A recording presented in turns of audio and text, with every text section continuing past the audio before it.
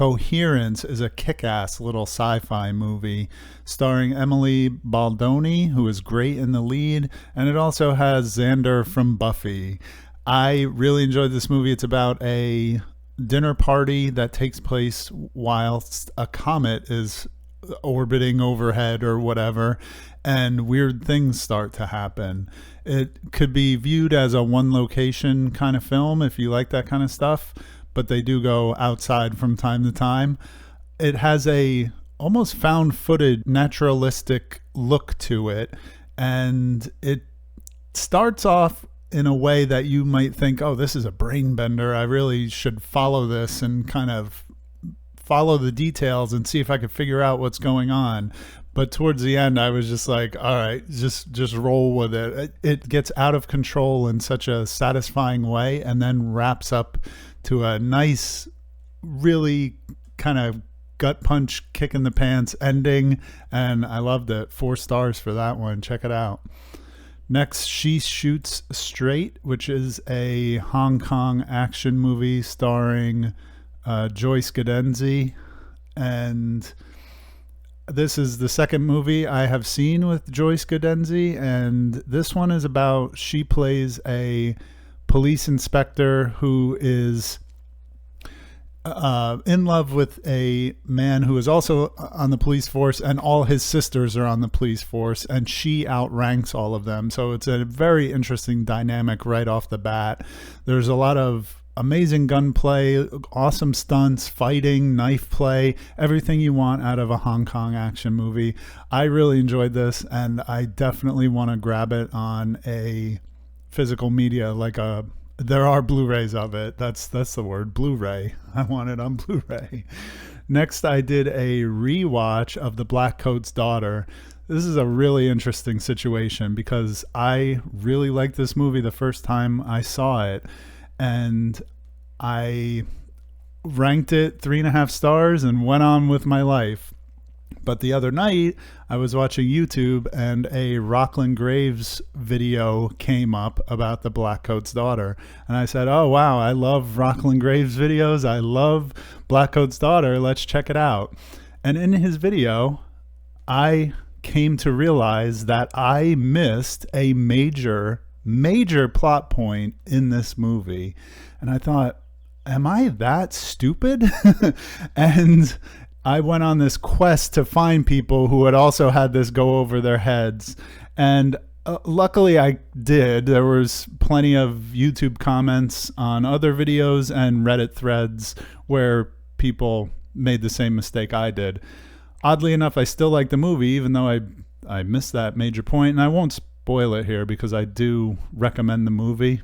As soon as I saw that YouTube video, I said I have to rewatch this movie ASAP. So I did, and I still like it, and I still think that my read of it, even though it wasn't correct, is feasible. And I even asked a buddy of mine who I recommended the movie to, hey, did you know that? And he said, what the fuck? And I said, yeah. So I was very glad to hear him say that, and I still really like the movie.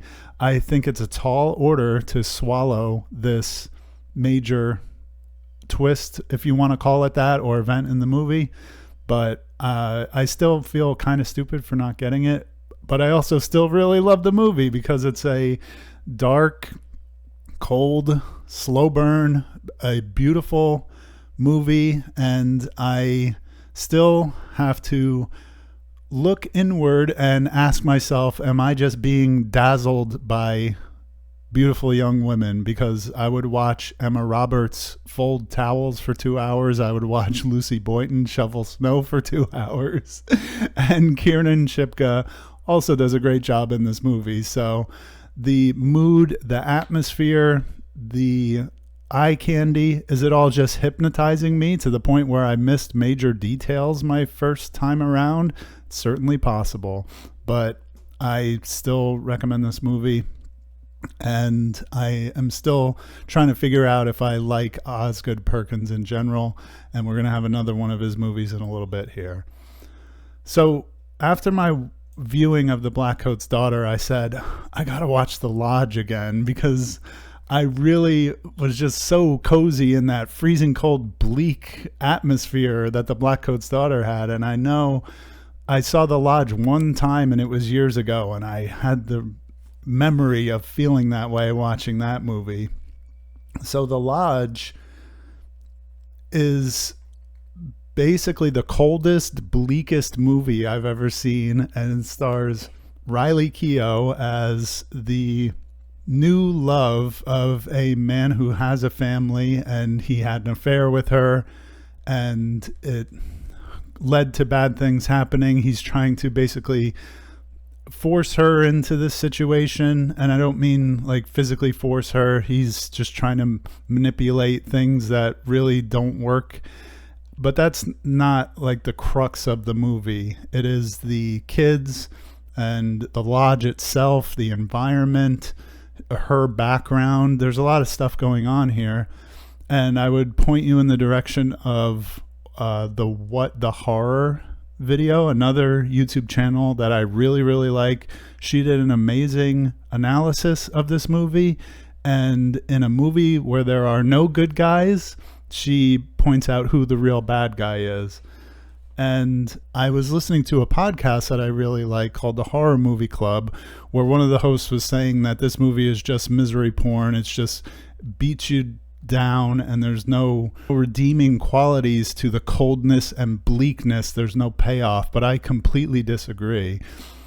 I think that in a movie like this, where characters make bad decisions and are mean to each other and gaslight each other, you can still feel empathy for all the characters for certain reasons. And I think that makes it even more tragic and sad.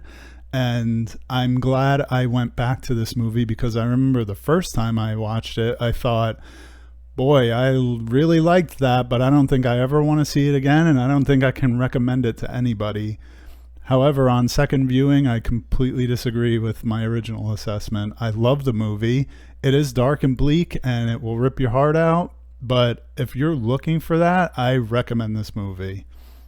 Next, we have Other Life, which is another kick-ass little science fiction movie. This was recommended by Ghost Pirate Entertainment, who I've talked about before. So, Kanan, thanks for the recommendation on this one.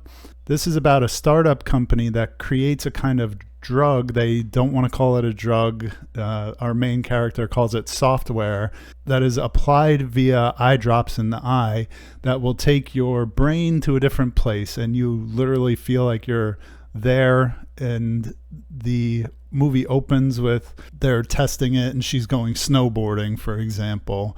And this leads to other plot points where the government wants to use it to make people think they're in prison for extended amounts of time, when in real life they're only minutes go by.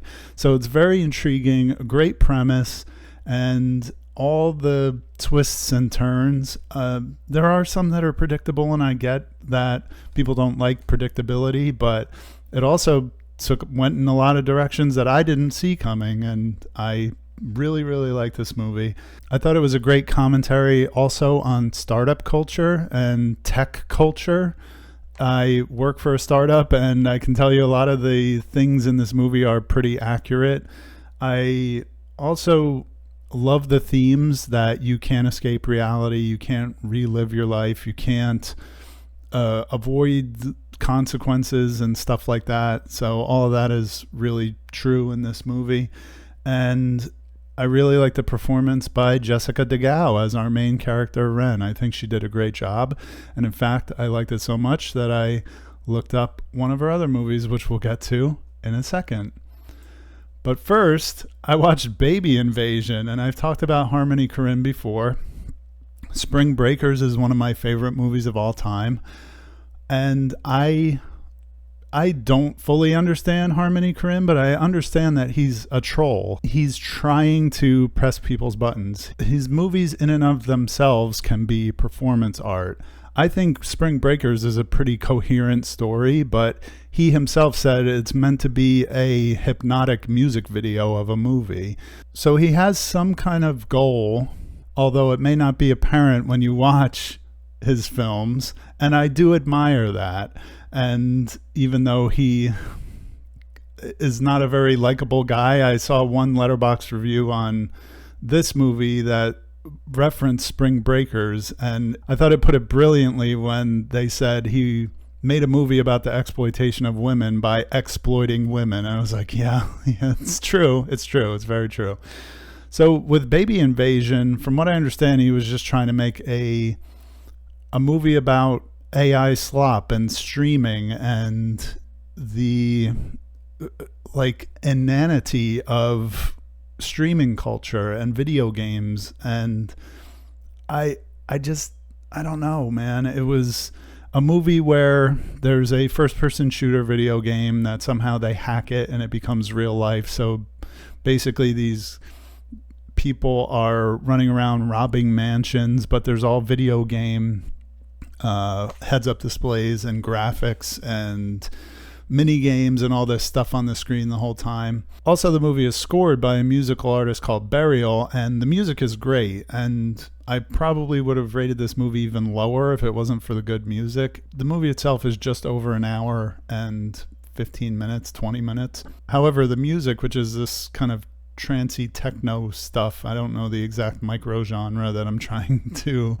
invoke of what it actually is, but it's electronic music that plays from start to finish and is basically the entire soundtrack for the movie. There's no dialogue, there's not much else going on, and even as you're watching these guys break into these mansions, they don't really do much except for goof off.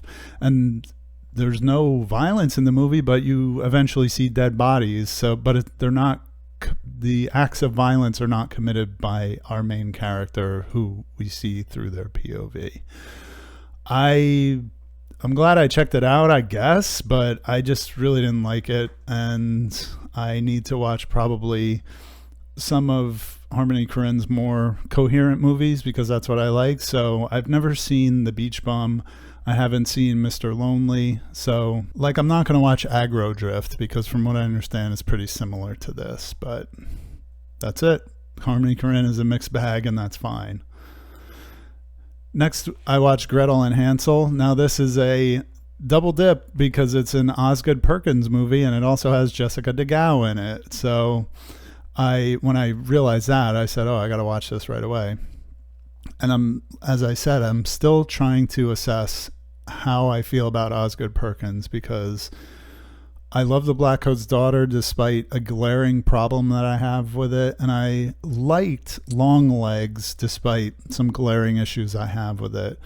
Gretel and Hansel is probably the most coherent and solid and just easily digestible movie that I've seen directed by him so far. And I gotta say, man, his shots and the atmosphere, the tone of the movie, the way it makes you feel just watching it is enough to really give it a good rating. And in this case, I just enjoyed the story as well. Oddly enough, a lot of people have said that this movie is a just pretty on the nose allegory for a girl going into womanhood, but I would pose that it could actually be viewed as an allegory for feminism. And I'll just leave it at that. Maybe if you've seen the movie, you could think through it and let me know if you agree or disagree. Speaking of feminism, the last movie I watched here was The Love Witch. I watched it this morning, and this was kind of a disappointment to me. I know this movie is highly regarded by a lot of people, and I've seen some clips from it and it looked amazing. I was really hoping that it would be what it looked like, which was some kind of throwback to Hammer horror from the 60s, and I've watched some of those movies recently, so I was ready to see what somebody could do with a tribute to that. And it starts off promising. Samantha Robinson plays the titular witch, and in the beginning of the movie you see her cruising down the highway smoking a cigarette, and I was like, oh, this is going to be cool. Like, I really like the aesthetics of this movie so far. But then I realized that the movie was dragging. It was really sluggish and not paced very nicely at all. There's a difference between a slow burn and a movie that is just slow. And I've heard people who like this movie describe it as a slow burn. And I would argue that it's not. I think Blackcoat's Daughter is a great slow burn. The Lodge is a great slow burn. If you've ever watched Twin Peaks: The Return, it's an 18-hour-long, masterful slow burn because it's excruciatingly slow, but you are hanging on every frame to see what will happen next. With The Love Witch, I felt like it was slow, but with no burn. And speaking of that, I watch a lot of satanic shit, and it's kind of odd as a Christian that I would enjoy that kind of stuff, but in most of these movies with black magic and the dark arts and Satanism and witchcraft, there are consequences for doing those things. Even with Alucarda, which was disturbingly dark and satanic, I think there were consequences at the end, the chaos and destruction that happened towards the end of that film. With The Love Witch, our main character causes a lot of pain, suffering, and death, and at the end she just girl bosses off into the sunset, basically. Now you can argue that there's an emptiness there, that there is a lack of fulfillment, but that's not my read of this at all. So it was just disappointing on a lot of levels. I give it 2 stars because it looks amazing and because Samantha Robinson was absolutely stunning and great in this role, but I wasn't with it. So sorry to end on a sour note here, but I don't recommend The Love Witch. So thanks for watching. Thanks for getting to the end, and I'll see you on the next video.